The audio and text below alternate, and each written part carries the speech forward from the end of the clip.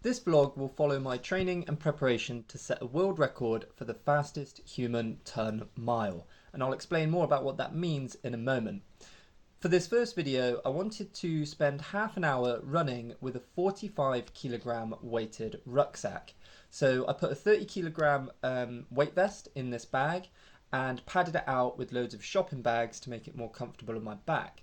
And then to make up the extra 15 kilos, I thought I'd just use this bag of sand that I had left over from a day's work. They tend to weigh anywhere between 15 to 25 kilos depending on how wet the sand is.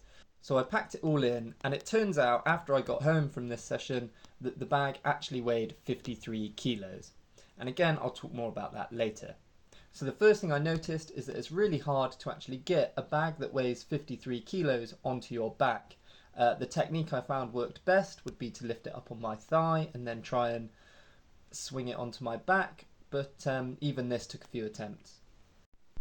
So a ton mile describes moving 1 ton, which is 1,000 kilos, 1 mile, and it's usually talked about with regards to the fuel calculations for vehicles that move tons of stuff.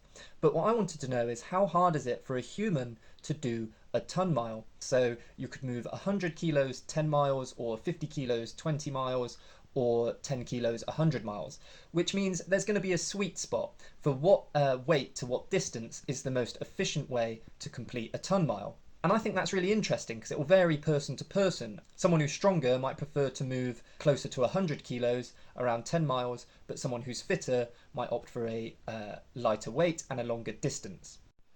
Now, I have just made this challenge up, and I don't know if anybody has knowingly attempted this before, but I have found a Guinness World Record for Cory Asimus, an American firefighter who accidentally set the set an official ton mile time by running a marathon with a 45 kilogram weight vest. So a marathon is just over 26 miles, and he completed this in 4 hours 53 minutes with the 45 kilogram pack. So he ran at an average pace of around 6 minutes 57 seconds per kilometre. But as he was carrying 45 kilos, he would have completed a ton mile after running 22.22 miles. So running at that pace of 6 minutes 57 per kilometre, Cory would have completed the ton mile in 4 hours, 8 minutes and 30 seconds. So I'm using that as the benchmark for the current official record of a ton mile. And my challenge is to beat Cory's time, or even better, get a sub 4 hour ton mile.